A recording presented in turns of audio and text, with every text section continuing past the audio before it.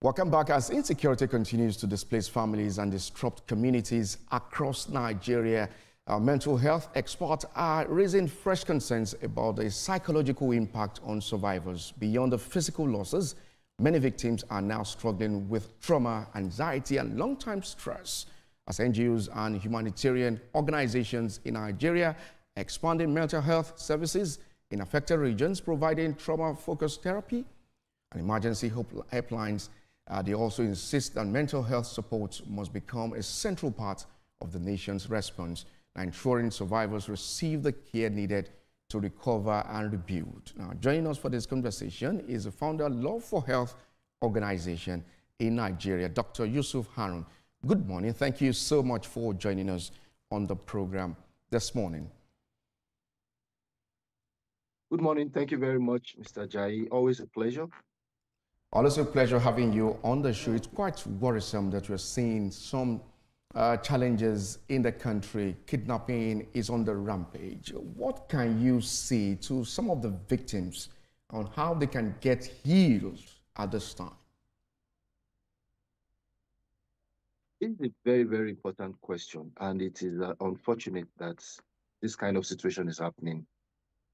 It's not peculiar only to Nigeria, although it is very sad it's happening here in Nigeria, and many people are affected. The people affected are not only the victims directly, but the family and friends of the victims are also affected with this type of mental health condition or disorder. So the direct victims, they may undergo or go through this kind of mental torture for a period of time, mostly years. Some of them even have it for life. It's a situation where it's a combination of anxiety and depression. In children, some of them even develop what we call PTSD, post-traumatic stress disorder. Among the men, they can develop severe anger, severe anxiety. They can even develop fear. So in this kind of situation, when anybody hears a sound, a victim that has gone through this kind of situation, any loud sound they hear, it brings a déjà vu, a flashback to what they went through during their ordeal. Also, women who have undergone rape, abuse, or a form of molestation, this type of women may have this problem for the rest of their lives, unfortunately. They now start developing severe depression. They have isolation. They develop shame, loss of their what? Of self-esteem as a woman.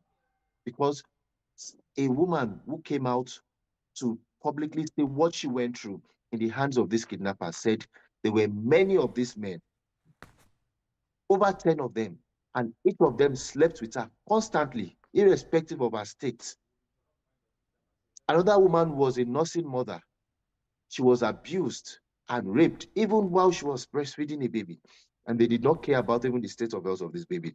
This type of woman, once she has been released, she still undergoes severe depression. Some of them can even go into what we call mania. They could run mad in the daytime, go mental because of this problem. Some men also are severely abused in this kind of situation. Children are also abused. So the main problem they face in this kind of mental health condition is post-traumatic stress disorder, where they hear the sound. They even have insomnia, lack of sleep because of insecurity, fear. The problem is that the media is not helping in some of this. And it's not only Nigerian media, even international media, like the CNN, like the Fox News, because sometimes they amplify the problem more than what it is. I don't want anyone to misunderstand me or misconstrue me by saying that it is not a problem. It is a major problem. But when major news networks like Al Jazeera are constantly saying it to everybody, killing, killing, killing, then even people who are not directly affected start to develop panic attacks. They start to develop fear. And it emboldens the people, the perpetrators, and it demoralizes the victims mentally. So somebody who has gone through this kind of situation, let's even go to the common one, like one chance. which some people have in Abuja or Lagos, where somebody has been kidnapped or has been closely kidnapped. So the way it should be addressed is different from the way we're addressing it in Nigeria. The way it is addressed in US, it is directly bringing hope, reassurance, bringing more of rehabilitation. And these are what these people who have gone through need, especially the victims, those who have survived it. Okay. They are called survivors. Yes. So, I mean, you mentioned a very key point there. I mean, the role of the media in all of this. And I think that's why we're having this conversation right here, right now, to talk about the mental issues these survivors actually go through. Good morning, Dr. Yusuf. Okay, so now my question is, all right, I think in the first place, after someone undergoes this kind of act done against their person, it's one thing to even get them to the point where they even want to start handling any mental issues, because most people actually think about their physical well-being and all of that, because in most cases they're probably displaced and they have to physically fight for survival now. So in a situation where they get past that and they understand that's fine, this mental health situation is a thing they need to address. If put in your care, for instance, a woman who has been raped severally by several men, now what would you say very quickly would be the tips you would take them through in the first instance of initiating contact with them as a professional? I have seen this practically happen, and I have managed a woman who has been raped constantly before. And the first thing is to admit this type of woman into the hospital. You also have to give this woman prophylactic treatment, in addition to going through series of tests, because the physical and the psychological aspects go hand in hand. So the first thing I do is to admit her, examine her, take a detailed history. It is very, very painful, and give her reassurance. In terms of the examination, look at the physical body of the woman, the bruises she has had, the physical ones you can see, treat them. Also, you are going to run a series of tests for her. One of the most important tests you run are sexually transmitted infection tests, such as HIV, hepatitis, and there are some of them which they have incubation period. So even if she has been exposed to a sexually transmitted infection, gonorrhea or things like that, chlamydia, pregnancy tests, all these ones will come later. So you can start treating prophylactically. For example, this type of woman was placed on highly active antiretroviral drugs therapy, because we don't know whether she has contracted HIV infection from the multiple rape, or you treat her prophylactically. Okay. You also place her on antibiotics. Absolutely. Then this type of woman is placed on antipsychotic medication also because of the mental condition. Women like that have insomnia. They don't sleep. They develop even high blood pressure, hypertension. So you are going to treat her prophylactically, and you are also going to keep counseling her and treating any physical symptoms you see. Physical injuries, bruises, especially at the genital area, the private area, that is where they present more with these bruises, the women. So you have to treat them constantly for it. They develop urinary tract infections. And in this type of woman, you use so that she doesn't even get pregnant instead of even terminating it. So these are the, and most importantly, is regular counseling. It's not just a woman that you treat in one day and leave. No. Dr. Because Yusuf, this type of woman has a high tendency to be suicidal, to kill herself, because of the shame. That is where, Dr. Yusuf, just a moment. That is where my next line of question is coming to you. What advice can you give to people passing through such challenges? Now, let me narrate this coming from the wife of the late principal of that MAGA school abduction in Kebbi State. She narrated our ordeal, how bandits shot her husband, well, in our presence.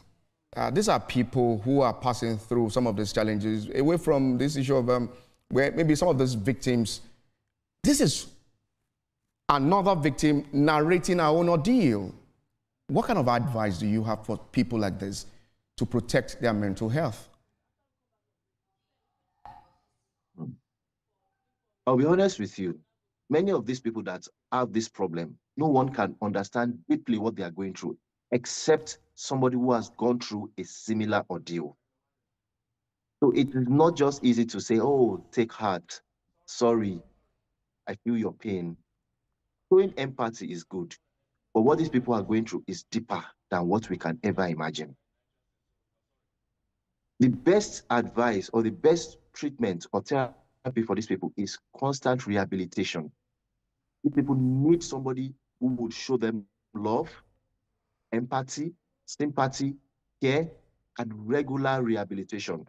A good example are the Chibok girls that were abducted about 2014 or 2013. Those girls, the ones that were rescued, were rehabilitated.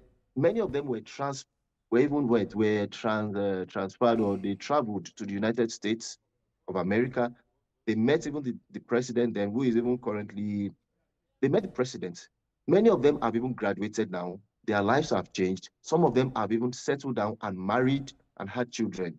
But there are some effects that have gone through that they may never forget. And I'll give you a good example. A woman who has been raped, brutalized, and even got pregnant and gave birth, and she keeps seeing that child, the more she sees this child, the more the mental trauma comes to her mind, because she doesn't even know the actual father of this child. She was raped to have it by multiple men. Well, this type of women, they need constant. Now, I will say this. Okay. Unfortunately, some cases of mental health cannot be cured. Just like you have hypertension and diabetes, there are no permanent cure to some cases of mental health.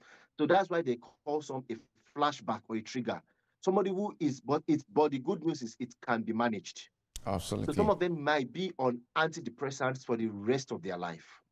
They may be on antipsychotics for life. Okay. Some of them will need counseling from a psychiatrist for the rest of their life, because any flashback, any trauma, remind her of what she went through in the hands of these victims or these bandits, which is violent. It's a fine place. Can give a woman. It's a fine place to leave it, Dr. Yusuf Harun. We can continue on and on, but time will not permit us to continue this conversation. Thank you so much for joining us. Founder Love for Health Organization, Dr. Yusuf Harun. It's a pleasure. Thank you very much. All right, coming up on TVC Breakfast Saturday, the KB and Niger school kidnapping has reopened deep insecurity fears across the country, with pressures mounting on the government and military to find a lasting solution.